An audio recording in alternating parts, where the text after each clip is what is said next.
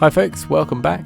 In today's video I'm going to be showing you how I went about extending the floor to create two new steps, insulated a floating floor, installed the subfloor and got one step closer to getting our final floor covering down. So stick around and I'll show you how we got on.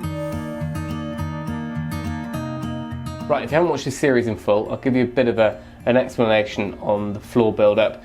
Basically we've got our compacted sub base before we started any of the work. Then that was shuttered off and blinded with sand and DPM was laid down. On top of that I poured this slab and floated that off as flat as I can. Now we're at a point where we're going to install a floating floor. Now there's a few options as far as insulating the floor. Some people would insulate under the slab. That means your whole slab is internal room temperature almost, so it gives you a bit of thermal mass. Great if it's in the core part of the house. Out here doesn't really make sense to do that. What we've got here really is like you'd have in a conservatory or a garage before you convert it. Now I know we've already covered floating floors and insulating solid floors on the channel in the past, so this one isn't really any different. The only exception is because this is essentially an outbuilding, it's outside of the external doors of the house, it doesn't need to meet building regulations. Now that's not an excuse for just letting it be a drafty little shed. We're actually getting to building regs pretty much on walls and ceiling. The floor, just because of the split levels between the two rooms it adjoins, I need to accept that I can't use the 80 or 100mm insulation like before. I'm going to have to accept I'm going to go for 50mm. Still a pretty decent for this sort of size room. We're not going to experience too much heat loss going down, but 50mm of Kingspan or Celotex, and then our subfloor before we put our flooring down. Right, with all that explained, our first job is to actually extend our floor level out into this hallway here. I want to make sure that when the door opens that there's no step in the doorway, if that makes sense.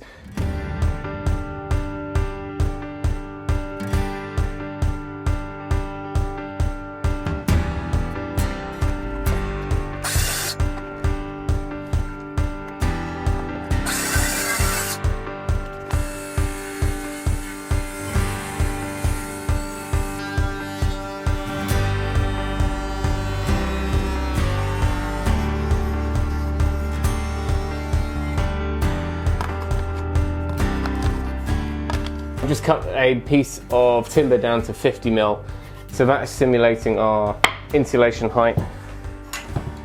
So this will be what we need to measure up to and install a timber to that height. Luckily we've got a joist that runs pretty much underneath that step as well, which is nice and solid.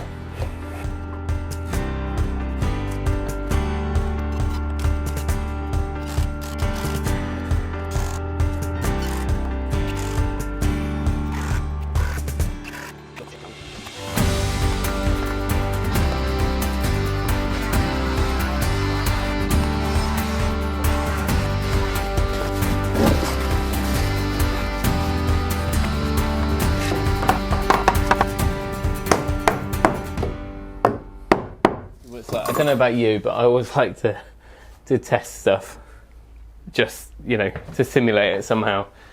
So I'm just going to prop a bit of old OSB on there.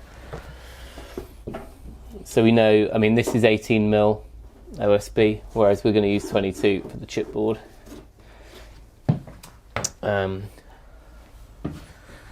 But I just wanted to double check our step.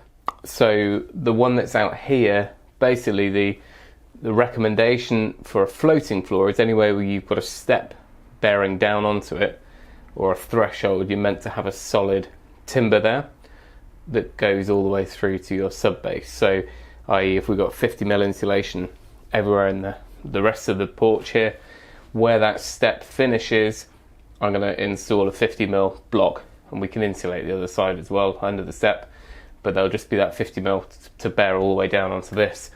You do get a little bit of compression on insulation, not much, but if you're point loading it on the edge of a step, things would bounce and it just wouldn't be ideal. So that's what I'm going to work out now, exactly where we want that, mark it on the floor, 50mm, boom, boom, boom, then we can get on with the fun stuff. It's not that fun, it's just cutting insulation. But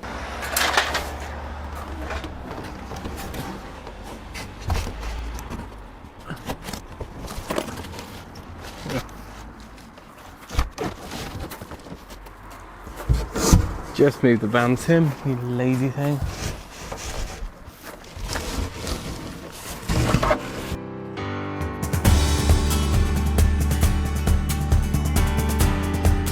Told you we should have moved the van.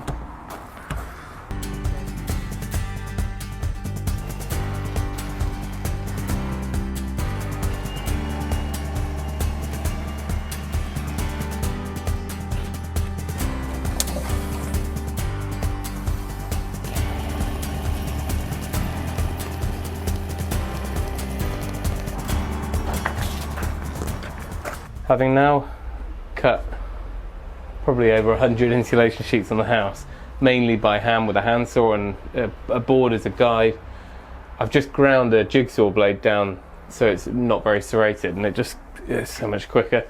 And you could probably go up to 75, 80 mil with that with no problem, whether it's curves or straights.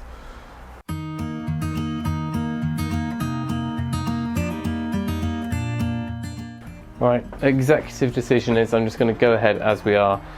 There's a tiny bit of bounce, but you tend to get that with a floating floor anyway. And like I said, as soon as we've got our 22mm boards down, which are heavier, more solid boards, and then we've got our finished floor, I don't think that's enough to go out and spend money on self-leveling and delay us by a day, and not tiling or anything like that. The only slight bit of bounce is around that edge where you wouldn't even walk. It's right up against, you know, if you can imagine when you're floating off the concrete where you've got stuff to go around and where you're right up against the shuttering, there's a tendency to kind of scoop up a little bit, so that's why it's ramped up.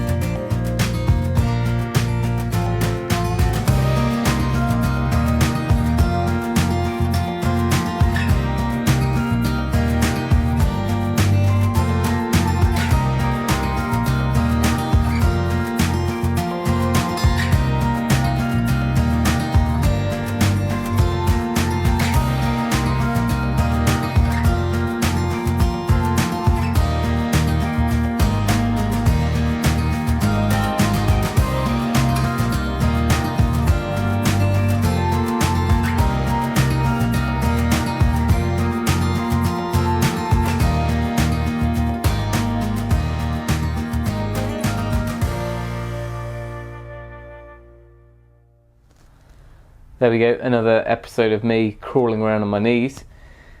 The floor is done and we're ready to kind of crack on with the walls and ceiling.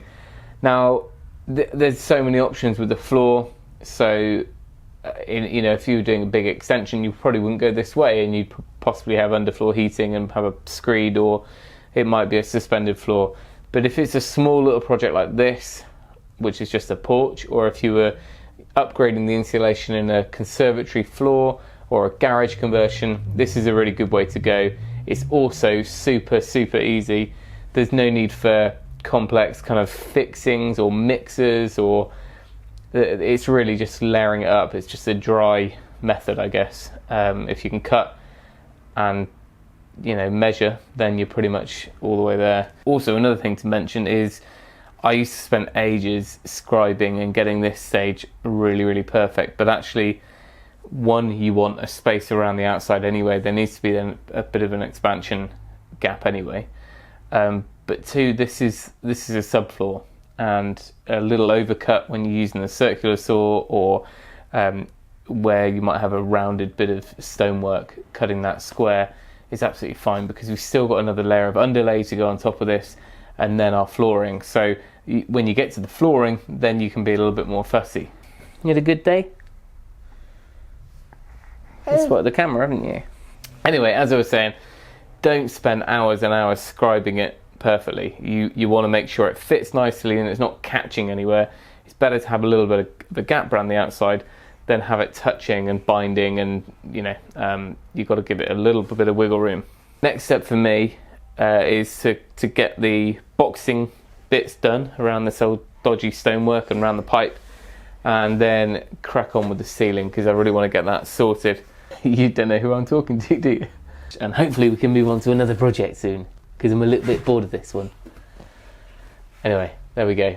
I'm going to crawl around on the floor. If you've got any questions, stick them down below. Make sure you subscribed to the channel, and then we'll keep you updated with all the videos. But that's it. Thank you for watching. Remember, if you can, do it yourself, and we'll see you next time.